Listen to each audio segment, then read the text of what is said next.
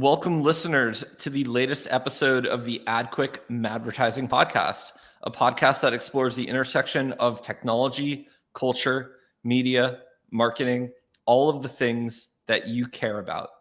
Today on our show, we have Summer Hahnlen. I think I said that correctly. She is the Director of Strategic Alliances she's Director of Industry, at Lob. And Lob is a company that is revolutionizing the direct mail industry, similar to how AdQuick is bringing billboards online and making it a technology-first part of your marketing stack. They are doing something similar with direct mail. Summer, welcome to the show. Thank you for having me. Welcome. And Summer, in your own words, I was going to go through and read like the boring boilerplate part of Lob. Not that it's boring. Nothing. I don't think anything we do is boring, but from a human, can we hear from you like about the company, what someone who's never heard of Lob should know, and sort of the 1,000-foot view? Yeah, absolutely. I think one of the things that I've noticed is that a lot of people just don't know who Lob is. And we've actually been around for more than 10 years, and we have more than 12,000 customers. So that's always a surprise when I hear that somebody doesn't know who we are. But that means I need to go back to the drawing board and probably figure out how are we advertising ourselves and how are we not getting in front of the right personas. So Lob is really a technology platform at its core.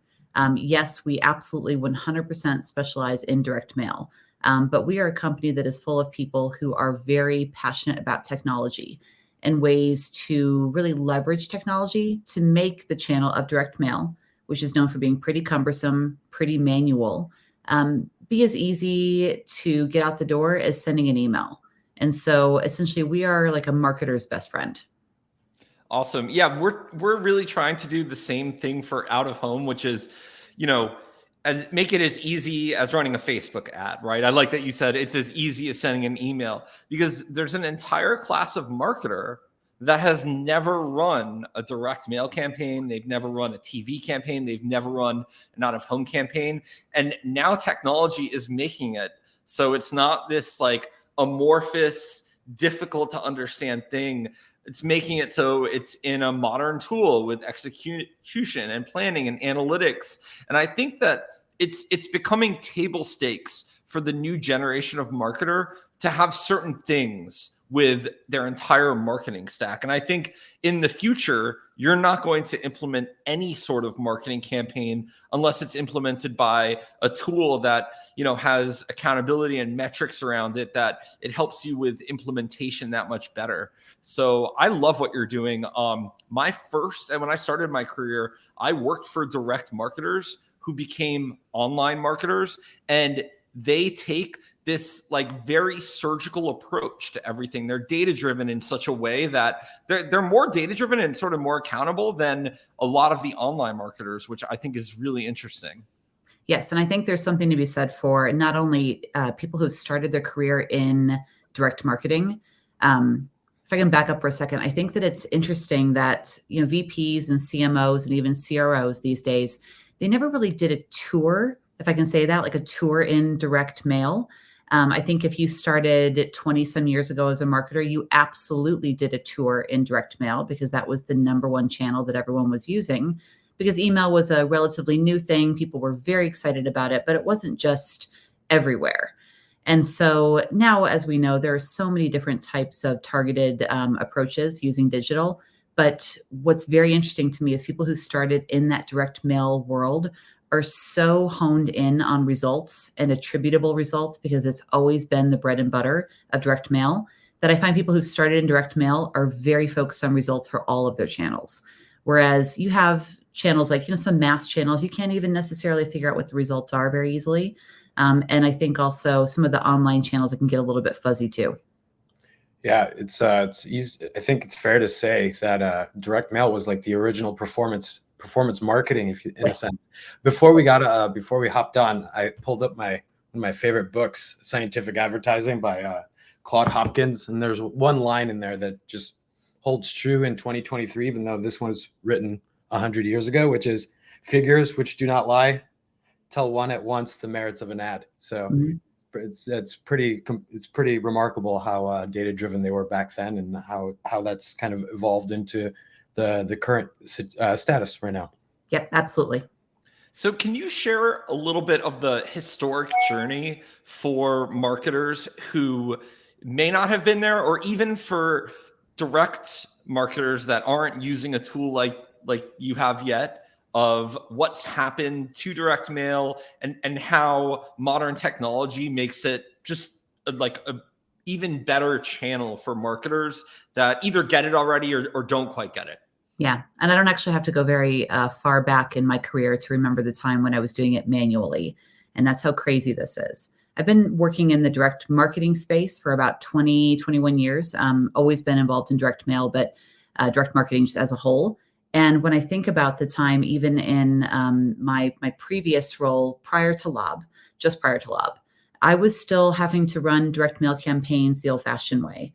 And that being just a lot of rounds of creative and back and forth. Anytime you want to do any testing, it feels like a very heavy lift. You have to select printers based on bidding things out. You have to then look at those bids and double check that pricing matches up. You have to manage your own caps account, meaning your postage account, and make sure that you're not going to pull too much postage based on how much you have in your account. Just everything about it is incredibly manual, and it can take somewhere between 8 weeks to 3 months to get a normal campaign out the door that you've been planning. And this is just a regular campaign, let alone one that has maybe lots of variables or different types of creative. And so now we're in a world where there are organizations like Lob that really make the process so much more streamlined. We take care of so many of the steps that many marketers don't even know they need to take because they've never done direct mail, which is a costly mistake they'll find out. And we just make it so much easier. Rather than sending something in a couple of months, you can actually just send us the finished creative and we get that out the door within a couple of hours. It goes right to our printer, whatever printer is first available, and then it's in the mail stream in 2 days. That's unheard of. And also on top of that, our capabilities allow you to personalize every element of the piece. So it no longer is a heavy lift to think about very focused, targeted mailings that are reaching someone on a one-to-one level. And you can actually have a lot of fun with your testing.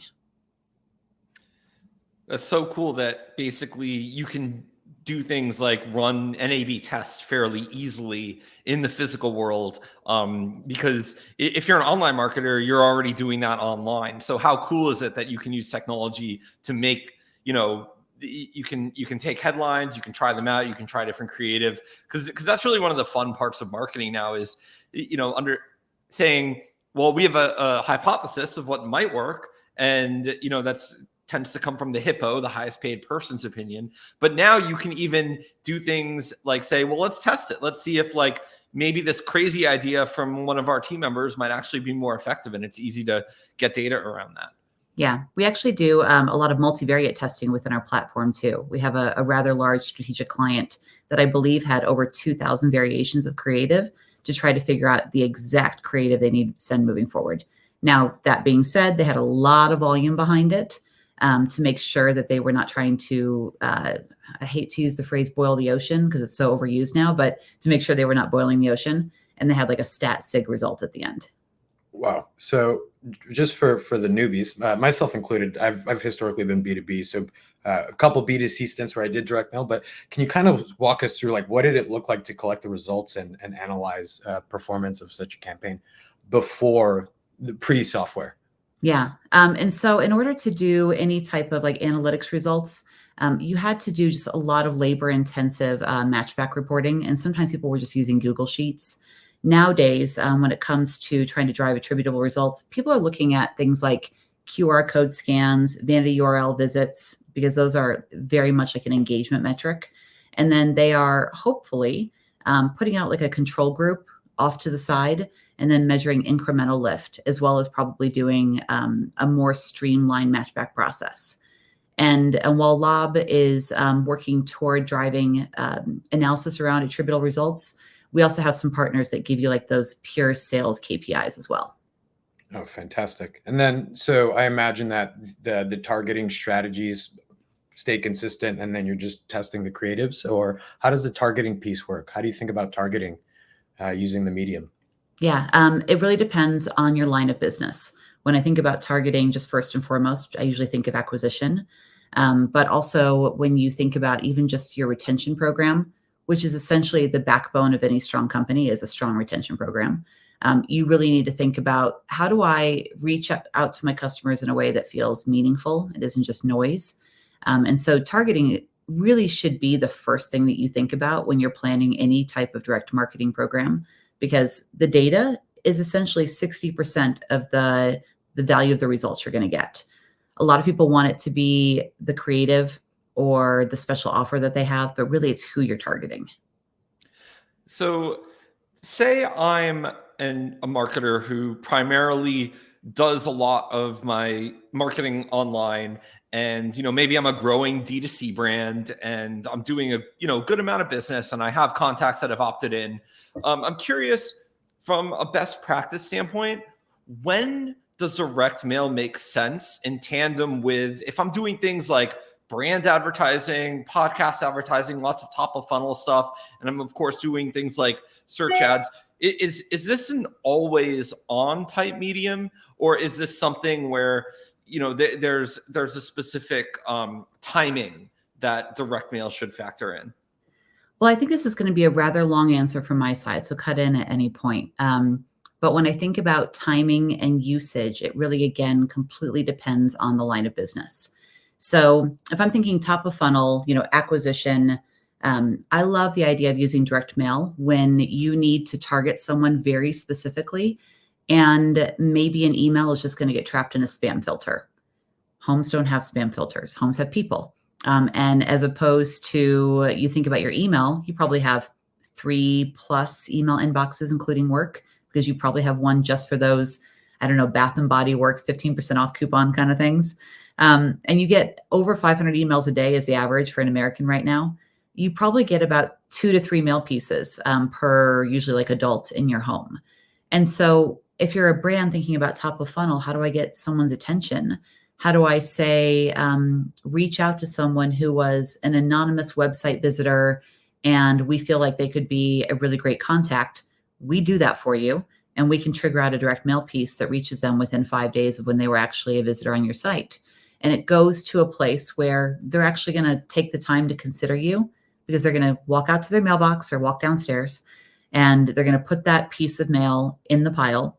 And they're going to probably consider it for, I think the average now is 17 days that a mail piece stays in a consumer's home. So you think about that consideration window, that's crazy for top of funnel. Like the fact that we can give someone a mailing address and then get something triggered out the door that's personalized to them, that's unheard of.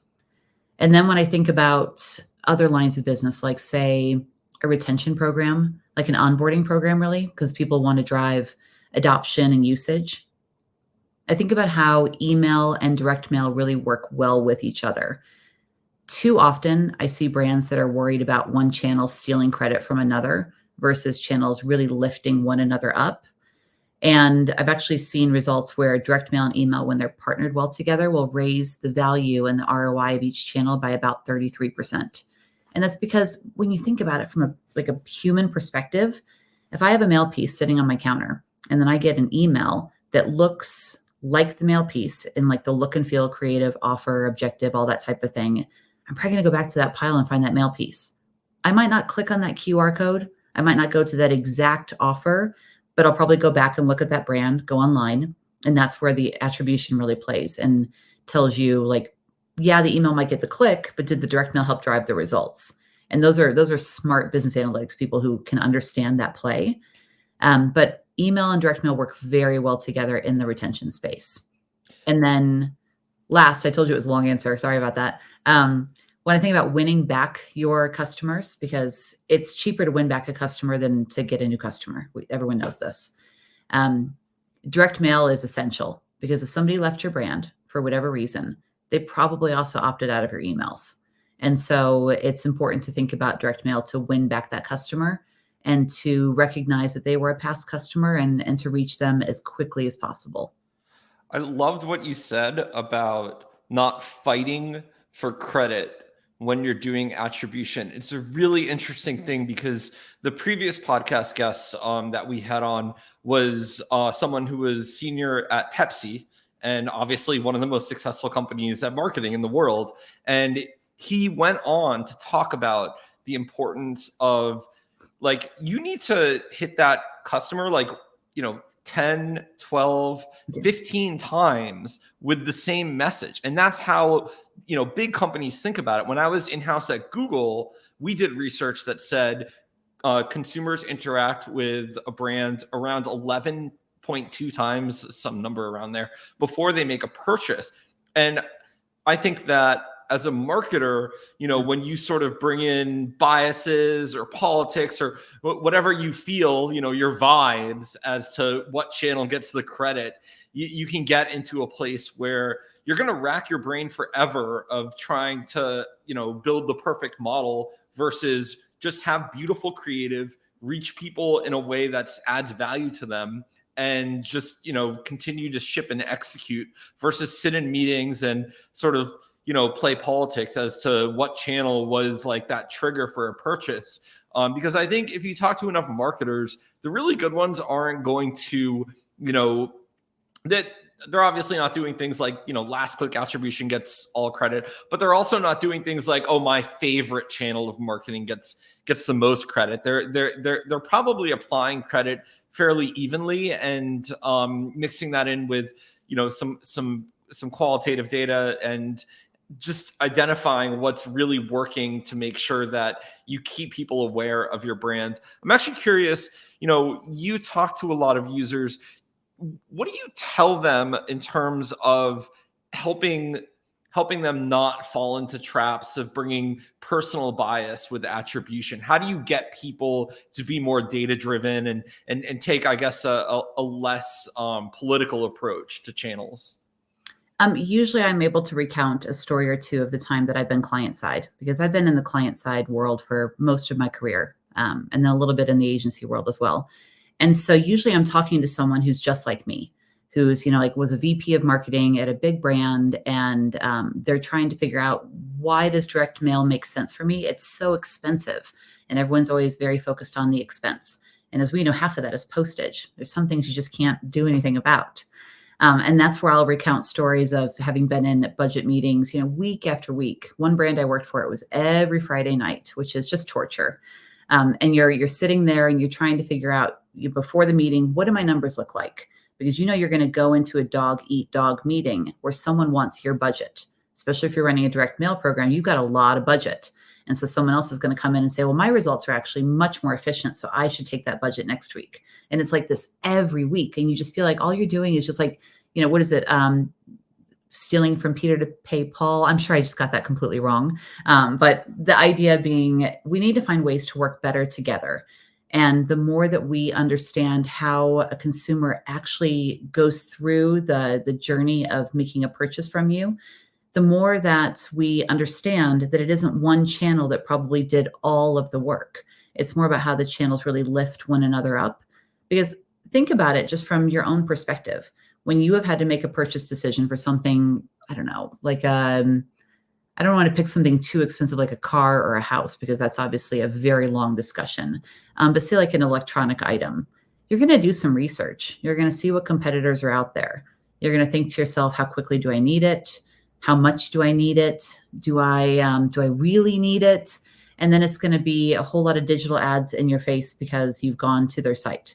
And then you might not make that purchase decision right then, but if someone stays top of mind, you're likely to consider them moving forward. And digital ads are just exhaustive right now. I think I saw some sort of stat that said, like, we see 10,000 digital ads or something a day, and that feels low to me. So you're disassociating from those things. But imagine if you got an email and a direct mail piece that reached out to you about something you were searching for within like a week of when you looked at it. You might not have already purchased it. It might still be a consideration point. And does it really matter the last thing that you sent to the person, the last click? Is that really what drove the impact? Or is it the fact that you reached them very quickly with a personalized offer that actually made sense to them?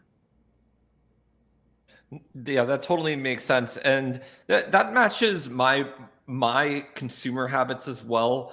I was working at Google with 1-800-Flowers years ago, and I remember this was actually before I worked on some campaigns with them. Right around Valentine's Day, they had really good remarketing campaigns for me.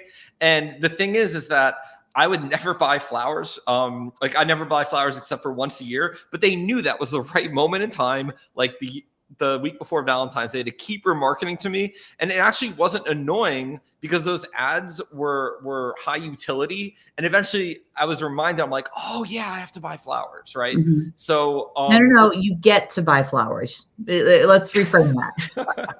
but to your point about the intent and the right message at the right time, however that gets to me is super important. And I think that in the right mindset, different ads are high utility that might otherwise be seen as annoying. And so when your ads can be like really utility oriented, I think like you break through all of the other barriers of, consumers having ad blindness or consumers ignoring you or any of these other things when the utility is super high. Yes.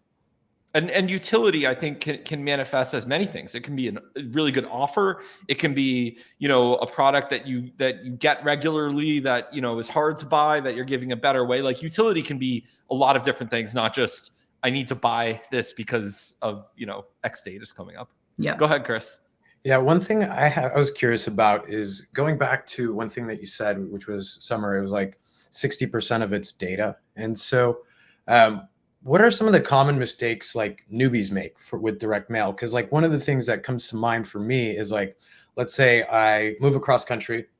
I'm no longer satisfied with my bed or mattress. And then I go ahead and buy said, product. And then I receive, 10 pieces of direct mail from, competing mattress providers. How does one use data in 2023 to kind of ameliorate some of those challenges when it comes to targeting? Yeah. When I think about the usage of data, I think that a lot of people, especially if they're getting into direct mail for the first time, are thinking in terms of, okay, I need to reach out to someone who looks like my best customer, but they have a bias on who they think their best customer is. They might not have done the analysis to determine what a best customer actually looks like. And that's where you need to work with analytics companies that will actually do an analysis of your file and will tell you based on the data what your best customer looks like, not what the focus group of one who's sitting in the room, like Adam said, the hippo in the room, says your best customer is. And so the more that brands think about ways that they work with analytics companies to determine who is my best customer, how do I effectively and really efficiently find more people who look like my best customer, that is the primary way to start out your campaign before you even start thinking about how much do I want to spend on a channel? How many times do I want to reach out to them? What does the creative look like? You've really got to find that target first. And I imagine the softwares like Lob plug into data providers. We recently launched audiences for the out of home channel, which has been a great hit for our clients. And I imagine that for direct mail, you can be like, okay, well, this person has stepped foot in this store in the last 2 months, and then you can use that to inform your targeting. Is that accurate? Yes, we have great data providers and data partners. Really, I shouldn't use the word providers because they really are partners, and some that specialize even in things like new mover data. We have a partner who is really the leader in that space. And you think about it, someone who's moving is going to be someone who's a target of a lot of different brands. But how do you think about yourself as a company? That makes me think of a pitch that I did recently for a food delivery service. They were looking for an interesting target. And all of a sudden, ding, ding, ding, I thought, new movers. They don't want to cook right now. They're unpacking boxes, trying to figure out how do I, frankly, stay married while I'm trying to put together IKEA furniture, right? They don't want to worry about like what's for dinner. So they're going to order in. And so like things like that, start thinking a little bit more like the consumer yourself, not like your own brand is telling you to think. So I have a question. That I think this is actually kind of an interesting one I thought of as you were talking about the modern process of direct mail. So I've moved recently, so this is good targeting. I get a lot of catalogs for furniture, and they're super relevant. And I know that my wife and I browse through them together, and we might like one. And then what we'll do, and I'm sure this annoys some marketers, but we'll almost showroom the catalog and then go online and like we bought things from the catalog on the website of that company. So we're almost doing like a showrooming, but with direct mail instead of physical retail. Is that tracked? If I guess the company would have my contact information if they're sending me a direct mail piece, but it seems like maybe that's stitched together on the back end. Are the direct mail team and the CRM team usually talking to each other at these companies? How does that generally work? They don't talk to each other as much as I would like. The larger the organization, the more siloed they are. That is just the general rule. I definitely understand where you're coming from. The idea of showrooming something and having something physical drive you to digital, because that is really how people work. So in order for you as a direct marketer to get credit for that, you have to be working with your BA team, your business analytics team, and you have to be saying, can you please perform like a true matchback on the people who have purchased in this, time range of when this offer was available? Because I know on my end who I mailed to. And that's where matchbacks are still very important. And that's where I think some marketers fall a little bit short in trying to measure the true value of a direct mail piece. If they're only looking at, say, a QR code scan or even an offer code redemption, there's a lot of breakage in that. A lot of people actually don't use the offer code. It's what intrigues them. It's what probably prompts them to go online, but then they forget it and they're like, you know what, I still really want it. And so I'm not going to use that offer code, or I'm going to search for a different one online really quickly. Doesn't mean the direct mail piece didn't start the whole conversation. Totally. That makes sense. And then another question I had, since you're a platform, I know you have a lot of user data. So have you, Summer, or anyone on the team, taken a look at like aggregate data of all of your users? And are you able to say things like, here's the best way to have an offer, or BOGOs work best, or like do you have any macro insights for marketers listening that are the best ways to go about certain things? Like, are certain seasons the best for direct mail? Like, is it right before the holidays? Are there any kind of evergreen things that are true that marketers could take to heart when they're thinking about direct mail? That's always one of my least favorite questions, because there is no golden ticket for this. It really depends on your industry. It depends on your offer. It depends on your target, B2B, B2C. I joke when people ask me this question that if I had the answer, I wouldn't be working anymore. I would have sold the answer and I would just be relaxing. Although I don't think I could probably be on perpetual vacation. That's not my personality. There are certainly, when you dig into someone's program, things that I can give for like tips and tricks after having been in this business for 20 some years. What I will also say is that we do not, as a company, put together everyone's results and tell you, what is the thing that you need to do moving forward, because a lot of our customers keep their results to themselves. And I think that is something that is always been prevalent in the last 20 years. People keep their results in-house. There are a lot of results that I know about because we have great relationships with certain customers and we're allowed to make some of those things public for case studies and things like that, or I've actually done the work myself. But unfortunately, we don't really have like a repository where we can say, based on 12,000 customers and the results that they share with us, this is what you should be doing. I think there's an organization called the ANA that does a response rate analysis every couple of years. And I'm pretty sure there's one that comes out in Q1 of this year, but the relevancy of that report is completely dependent on the amount of marketers that are answering truthfully and actually answering the questions. You want to take the next one, Adam? Sure. So wait, you have a whole list of questions? We do have a whole list of questions. Okay. Another question I had. So our listeners and actually our users we kind of have a spectrum of large brands and then, either venture funded pre-revenue or just starting to get revenue companies, probably more of those, that actually like are thirsty for best practices and what's going on, because just the nature of those brands. I'm curious at what point, I guess, of either venture funding or ambition does direct mail through a platform like you make sense? Because I don't think a small Etsy shop is quite resourced enough, or maybe they are and you have like Lob for SMBs. But I'm curious, like, at what inflection point, and whatever those metrics might be, like 10 million in VC funding, or I want to get to 100 million market cap. Do you have any sort of guidelines of when my company could start considering direct mail? If like, it's very common, there's like a head of marketing is the only marketing role at a lot of these startups that are venture funded. And as D2C grows more, these people should be considering direct mail. But when does that kick in? Well, it's one of the really great benefits of Lob is that you can be any kind of size customer because we have fixed per piece pricing. That is something that has always been a barrier of entry for brands in the past, because when you want to work with a printer, they're going to have minimums. We don't have minimums. So many of our 12,000 customers are self-serve, very, very small. They might just use us to send out something, every couple of months. And we do have a rather large SMB portfolio. And so there really is no barrier of entry because we don't have any type of minimum. And that's one of the biggest benefits of the brand of Lob.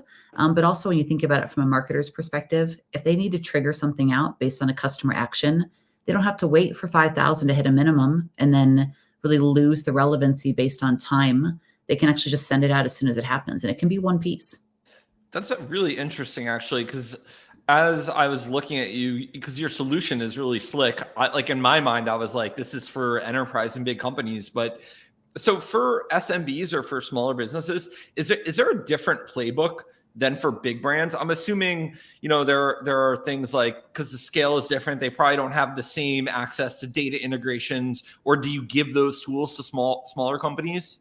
Yeah, our level of service is pretty consistent across the board. I would say that Lob specializes really in white glove service. And a lot of that white glove service comes from myself because while I'm the industry expert there, I also tend to be like the strategic partner of anybody who has a question, which means my calendar is rather full. But there's really no barrier there, even for integration or technology, because some of the smaller companies won't have an engineering resource. We actually have a dashboard you can go straight into and build a campaign in a couple of seconds, hit a couple buttons, and it's out the door. It's incredibly simple. I have a quick question. So for out of home, for us, we typically find ourselves getting introduced to new prospects and new customers right around the time that they realize that their digital ads aren't performing as well as they used to. Is that something that you see on your end at Lob with direct mail, where like, hey, I'm spending this money and it's not going the way I expected it to? Is that something that you see? Yeah, we see a lot of brands who approach us, so inbound, because they are finding that their digital results are just degrading over time. And unfortunately, they're realizing it rather late in the game. And they could have been degrading for a bit and nobody noticed it and thought it was just noise. It is just the way that the world is working right now that, direct mail has always been, as you said, a performance tool. It is a performance marketing tool. And it's been a consistent driver of performance marketing for, gosh, I don't even know, like decades and decades. I mean, paper's been around since, as we know, Egyptian times. So you could argue direct mail has been around for a very, very long time. But I think that the digital space got a ton of push, a ton of budget in the last 10 plus years, and people were putting all of their eggs in those baskets.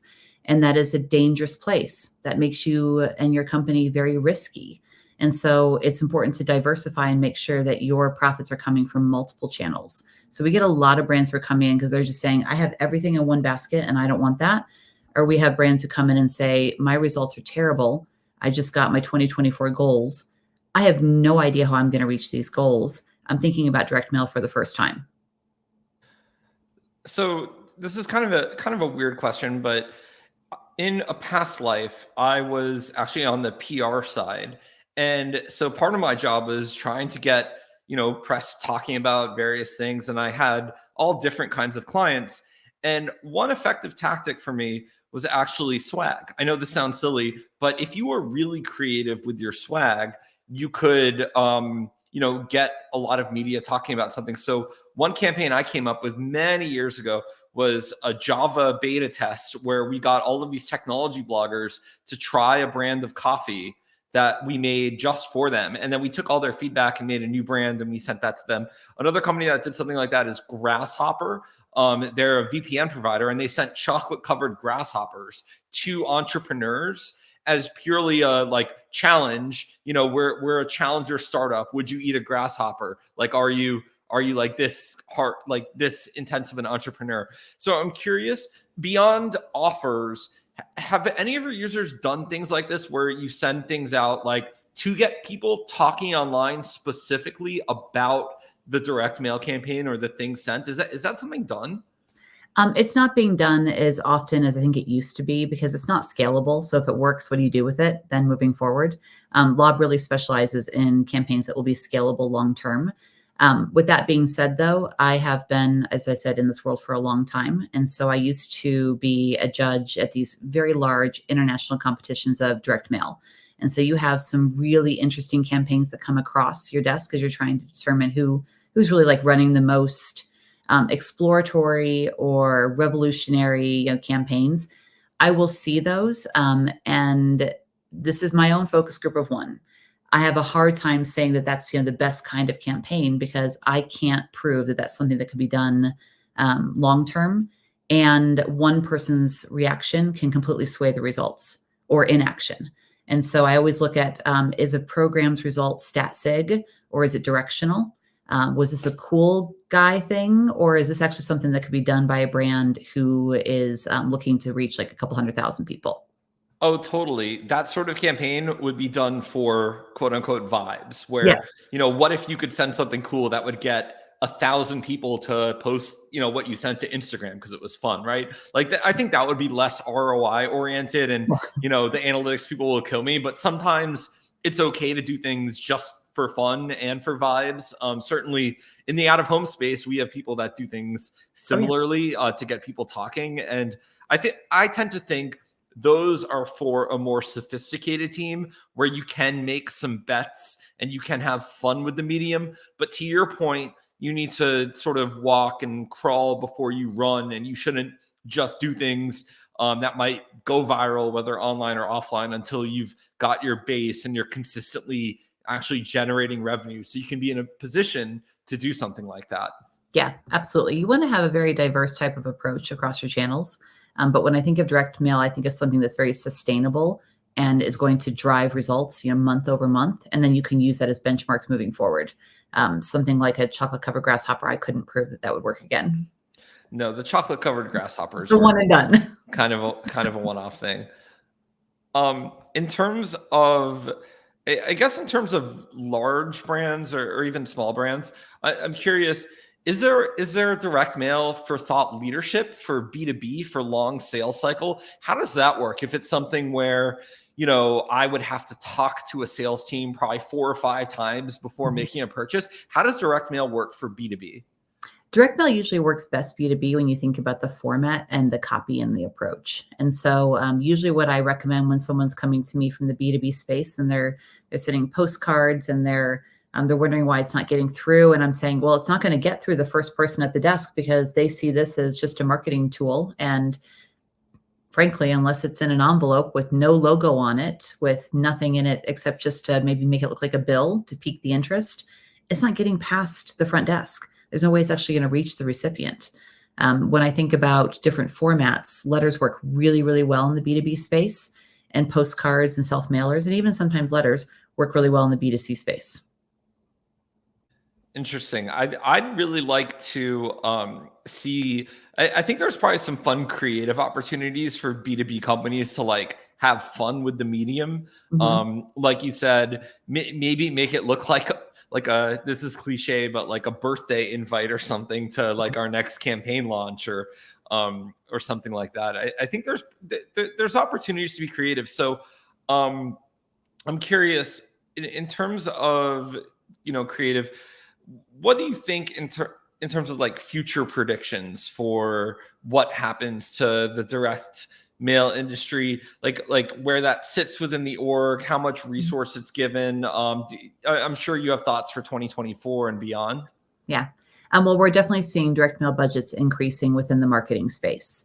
I think that's because we're seeing a lot of digital exhaustion, and there's enough noise about direct mail right now that marketers are hearing about it from more than one person.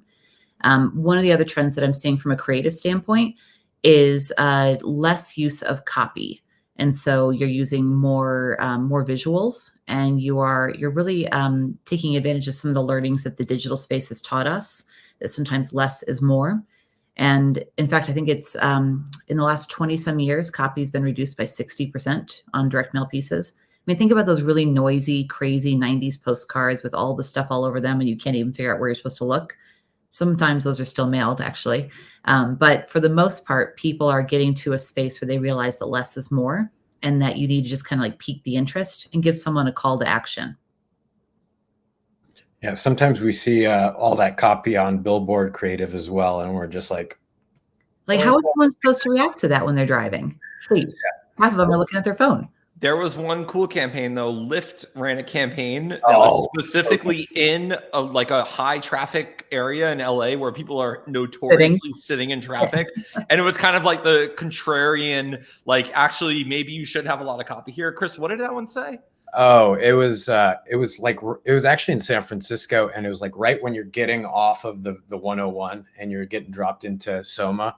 And there's right by the Shell gas station on 8th and I think Folsom, and literally that off ramp, you're stuck on there for like 20 minutes. And so they wrote the equivalent of like a full page and put one pager.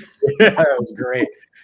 It's like, you're not supposed to be reading this, but here you are. And then it kind of tied back to their value proposition on ride sharing at the time. So yeah. There's a place for it, but most of the time it doesn't work. No, you're absolutely right. And the idea also of just calling a spade. We had a customer who sent out a direct mail piece and made fun of the term junk mail within it. And I thought, oh, please don't do that. Thank goodness this is meant to be a joke. But then they also had a piggybacking email that matched up to it. It was like, hey, you should check your mailbox. It's something really cool. But because they knew, because of our technology, when the mail piece actually arrives in the mailbox, they get a ping for it. It triggers the email to be sent. It's really cool. Oh, this is sweet. Oh, so many ideas right now. Yeah. Also, Adam, we're inviting every VP of marketing to your birthday party, and the invites are getting sent through Lob. Please with different imagery, his face, different expressions. Well, I don't know why everyone is obsessed with my birthday this year. As like a guy after the age of 25, I don't really care about my birthday. Everyone's making a big deal. I don't know what I did. Is it coming up soon? I don't want to talk about it. I was going to volunteer myself, but we'd have to wait till August, and I don't like waiting for things. Summer, in terms of the C-suite, so we've been having a lot of very interesting conversations with our agency friends and maybe some of our SaaS friends selling into marketers about CMOs. We love our CMO friends. I think right now there's something of a little bit of a frustration with a lot of people with the 2-year revolving door of CMOs, and sort of some CMOs who really care more about going to a certain awards festival and winning there versus winning results. But I'm curious about your sense of the sentiment of the CMO right now when it comes to tech readiness and it comes to new technology, or direct mail in general, or anything you want to say, good or bad. Yeah. I don't actually have anything negative to say. Since I've been over here at Lob, I've encountered a lot of great CMOs, because the CMOs right now are on a trend of looking for ways to drive efficiency in technology, as well as increase channel ROI results at the same time, which is like a crazy thing to try to do at the same time.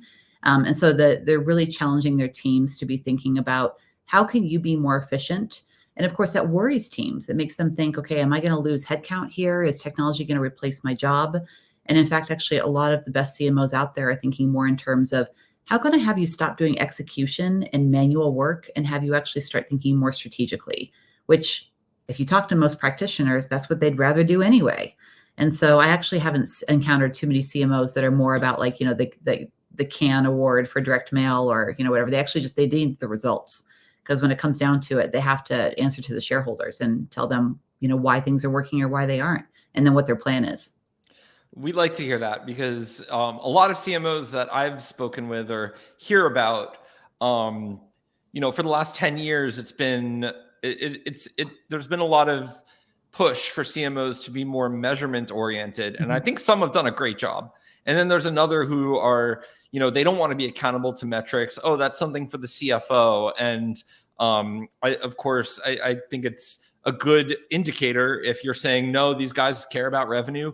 I say this because at a lot of companies, they're actually doing away with the CMO role. I think was it UPS or some big shipping company just decided, well, we're not even going to have that job. And I think like we can see that and be like, oh, their CMO must have been bad. But the problem is that can affect the rest of the industry if CMOs are sort of getting typecast as this not serious role within the org. So I hope it doesn't happen, because I think a great CMO, they're at the intersection of data, of storytelling, of the heart of the company, the brand of the company, and they're like a force multiplier when done right. Yeah, they're the hub. That's interesting. I wonder also if there's something to be said for the fact that the bad stuff's easier to believe, so we talk about it more, and maybe we're not doing a great job of championing, if I said that right, need coffee, the really great CMOs. Awesome. So I have one more question, and then I'll let Chris ask our final question. So I'm going to be annoying, but I know you have thoughts on this. I'm sure you get asked this in every interview, but I'm actually really curious. How is AI changing direct mail today? Or if not today, how will it in the future? Oh, it's definitely changing direct mail today. One of our partners actually helps customers create like copy through AI so that the whole piece is personalized, including like the copy that's meant for them. And it's done within seconds, and it's integrated in our dashboard. Like we've got some great tools that involve AI. I think that when AI is done right, I think it's a very lovely, efficient tool. I just think we have to be on the lookout to make sure that security and privacy and tone and brand and all that kind of stuff is being watched. Yeah, I think that AI, even as it stands right now, and it's going to just get better. AI right now is like definitely better than like the average copywriter. Oh, yeah. It's not better than the top percent. If you're like an Ogilvy level copywriter where you can, think in abstractions, like it's not there today. Maybe it'll never get to that like top, 1%. I don't know if it will. Yeah. But in terms of like, if you were applying some mass scaled automation using some copy you already know converts, right? Like it seems like it'd be a pretty good multiplier for direct mail. Yeah. And when you think about the fact that you can personalize imagery, copy, personalize QR codes so everyone's buy flow is tracked on the direct mail piece. You can even personalize like store directions to the nearest store for a brand. We do all that. You think about then you put all those things together. You send it to someone when it's really relevant, and then it doesn't feel like it's marketing. It actually feels like, wait a minute, in a non-creepy way, they know I need this, and this is how I get it. That's incredible. And to kind of wrap us up here, so a lot of our audience likes to do things themselves, self-study, hands on the keyboard. What are some trusted resources that we can find on the internet pertaining to direct mail, best practices, so on and so forth? Yeah. So there isn't, unfortunately, a huge repository of best practices necessarily outside of what I've seen within the Lob actual system. You can actually go in there and find the yearly State of Direct Mail report that we do. We're actually launching our next one, if I can do a plug, on January 17th, and I will be on that one. It's just a lovely way of learning like what everybody else is doing and what's working. So what's trending right now. But there are a lot of really helpful links within our ecosystem that you can, look up, like what really great direct mail looks like. How do I personalize? Some great case studies. You really just have to start digging, because unfortunately, as much as I'd love to say there's this one site that tells you everything, you kind of have to try it for yourself and figure out how it works for you. Right on. And Awesome. For yourself, Summer, where can we find you on the internet? You're incredible resource, very knowledgeable about the space. Where can we find you on the internet? Yeah, absolutely. I'm on LinkedIn. And so that's probably going to be the most efficient way to find me, because I'm on there so often. And I do get a lot of people reaching out to me with questions just in the basic system that they have. And then I probably need to have some sort of other way to reach out. So if you have any other ideas, let me know. Awesome. Cool. Well, thank you everyone for tuning in to the latest episode. We will drop links in the episode description of where you can connect with Summer and where you can check out Lob, although it's pretty easy, lob.com. Hard to mess that one up. If you are watching this on YouTube, I'm still doing the YouTuber thing. Please like, comment, and subscribe. We're not Mr. Beast, so we can't give you $10,000, but we appreciate all of the engagement that you give us. Thank you for tuning in. We will see everyone next week. Thank you.